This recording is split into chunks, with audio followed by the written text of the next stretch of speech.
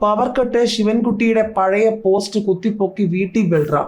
അപ്പൂപ്പന്റെ ചോദ്യത്തിന് മറുപടിയുണ്ടോ കുട്ടികളെ? പവർ കട്ടിൽ ശിവൻകുട്ടിയെ ട്രോളി ബൽറാം.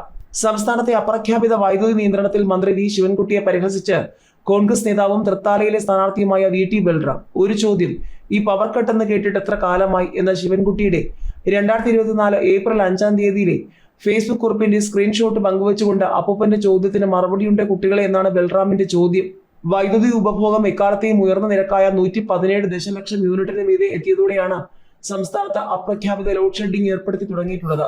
രാത്രികാലങ്ങളിൽ 15 മിനിറ്റ് ലോഡ് ഷെഡിംഗ് ഏർപ്പെടുത്താൻ വൈദ്യുതി ബോർഡ് വാക്കാൽ നിർദ്ദേശം നൽകി. ഒരാഴ്ച മുന്നേ തന്നെ മലബാർ മേഖലയിലെ ചില ഭാഗങ്ങളിൽ ലോഡ് ഷെഡിംഗ് ആരംഭിച്ചിരുന്നു. പിന്നാലെ കൊച്ചി, തിരുവിതാംകൂർ മേഖലയിലും 10-15 മിനിറ്റ് വൈദ്യുതി നിയന്ത്രണം ആരംഭിച്ചു. എന്നാൽ ലോഡ് ഷെഡിംഗ് ആരംഭിച്ചിട്ടില്ലെന്നും വൈദ്യുതി പ്രതിസന്ധി നേരിടാൻ ചില നിർദ്ദേശങ്ങളും ക്രമീകരണങ്ങളും ഏർപ്പെടുത്തുകയാണെന്നാണ് KSEB അധികൃതർ പറയുന്നത്. രാത്രിയിൽ കൊടും ചൂടിനൊപ്പം വൈദ്യുതി മുടക്കവും കൂടിയാകുന്നതോടെ ജനം വെന്തുരുകുകയാണ്. ഇതോടെയാണ് ബൽറാമിന്റെ പോസ്റ്റ് പ്രത്യക്ഷപ്പെട്ടത്. അപ്പൂപ്പന്റെ ഈ ചോദ്യത്തിന് മറുപടിയുണ്ടോ കുട്ടികളെ എന്നാണ് ചോദ്യം. ഒരു ചോദ്യം, ഈ പവർ കട്ട് എന്ന് കേട്ടിട്ട് എത്ര കാലമായി എന്നായിരുന്നു ശിവൻകുട്ടിയുടെ പഴയ പോസ്റ്റ്.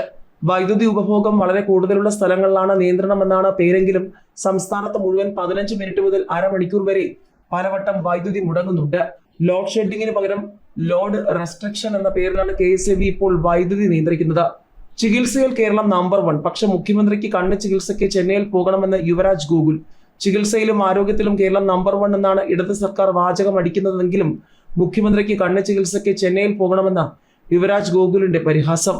കേരളത്തിലെ ആരോഗ്യ മേഖല ലോകത്ത് 1-ാം സ്ഥാനത്താണ്. അമേരിക്കയിൽ നിന്ന് വരെ ടീച്ചറമ്മയെ വിളിച്ച് മരുന്ന് ചോദിക്കുന്നു. അതുകൊണ്ട് ഇനി കേരളമല്ല, ലോകം നന്നാക്കണം.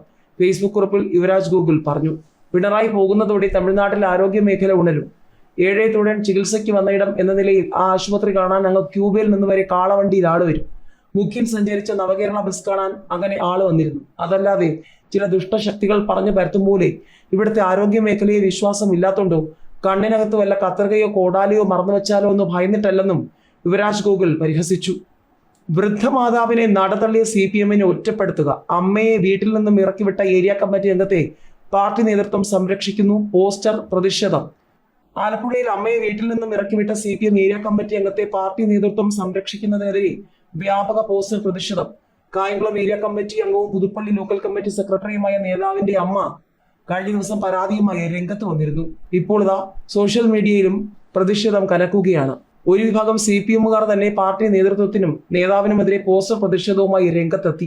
വൃദ്ധമാതാവിനെ നടതള്ളിയ CPM-നെ ഒറ്റപ്പെടുത്തുക, ക്യാൻസർ രോഗിയും വിധവയുമായ അമ്മയെ ക്യാൻസർ രോഗിയും വിധവയുമായ മാതാവിന് സംരക്ഷണം നേടിയുള്ള അപേക്ഷ CPM ഏരിയ കമ്മിറ്റി മുക്കിയ തുടങ്ങിയ ചോദ്യങ്ങളാണ് പോസ്റ്ററിലുള്ളത്. ജനസേവനത്തിലുള്ള പുരസ്കാരം നേടിയ ആളാണ് സ്വന്തം അമ്മയെ വീട്ടിൽ നിന്നും പുറത്താക്കിയ CPM നേതാവെന്നും പലതവണ ഇയാളും ഭാര്യയും മകളും ചേർന്ന് ഇറക്കി വിട്ടതായും മാനസികമായി പീഡിപ്പിച്ചതായും മാതാവ് പരാതിയിൽ പറഞ്ഞിരുന്നു. ആലപ്പുഴ ജില്ലാ സെക്രട്ടറിക്കും കായംകുളം ഏരിയ സെക്രട്ടറിക്കും അമ്മ പരാതി നൽകിയിരുന്നു. ഭർത്താവിന്റെ മരണശേഷം മകനോടൊപ്പമായിരുന്നു മാതാവ് താമസിച്ചിരുന്നത്. മാതാവിന്റെയും ഭർത്താവ് സോമനാഥന്റെയും പേരിലായിരുന്നു വീട്. പുതുപ്പള്ളി കിഴക്കത്തറയിൽ സ്ഥിതി ചെയ്യുന്ന ഈ വീടും സ്ഥലവും മകൻ ബിസിനസ് ആവശ്യത്തിന് എന്ന് പറഞ്ഞ് ഈടുവെച്ച് പണം വാങ്ങുകയും പിന്നീട് അമ്മയും അച്ഛനും അറിയാതെ ബാധ്യത തീർത്ത സ്വന്തം പേരിലാക്കുകയുമായിരുന്നു. 18 വയസ്സ് പൂർത്തിയാകുന്നതിന് മുൻപ് KB ഗണേഷ് കുമാറിന് ഡ്രൈവിംഗ് ലൈസൻസ്. രേഖകൾ പുറത്ത്. പണവും പവറും ഉണ്ടെങ്കിൽ പിന്നെ എന്ത് നിയമം? നിയമസഭയിലെ രേഖകൾ പ്രകാരം 1966 മെയ് 25-നാണ് ഗണേഷ് കുമാറിന്റെ ജനന തീയതി. 1984 ഫെബ്രുവരി 13-നാണ് ഗണേഷ് കുമാറിന് ലൈസൻസ് നൽകിയത്. RT ഓഫീസിലുള്ള രേഖകൾ പ്രകാരം ലൈസൻസ് ലഭിക്കുമ്പോൾ ഗണേഷിന് 17 വയസ്സും 8 മാസവുമാണ് പ്രായം.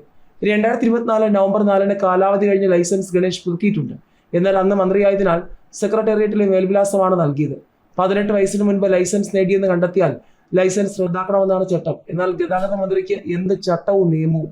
സാധാരണക്കാർക്ക് ഹെൽമെറ്റ് ഇല്ലാത്തതിനും സീറ്റ് ബെൽറ്റ് ധരിക്കാത്തതിനും AI ക്യാമറകൾ വഴി പിഴ ഈടാക്കുന്ന വകുപ്പ് സ്വന്തം മന്ത്രിയുടെ നിയമലംഘനത്തിന് നേരെ കണ്ണടയ്ക്കുന്നത് ശരിയാണോ എന്നാണ് സോഷ്യൽ മീഡിയയിലൂടെ പൊതുജനം ചില വാർത്തകൾക്ക് പിന്നാലെ ചോദിക്കുന്നത്.